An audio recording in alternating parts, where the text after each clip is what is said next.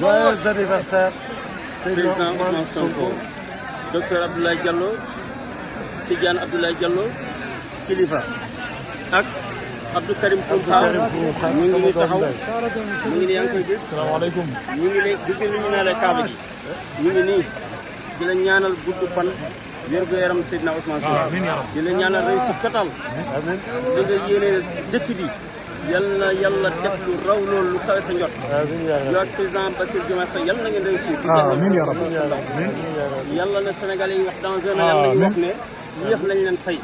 yéex nañ leen fal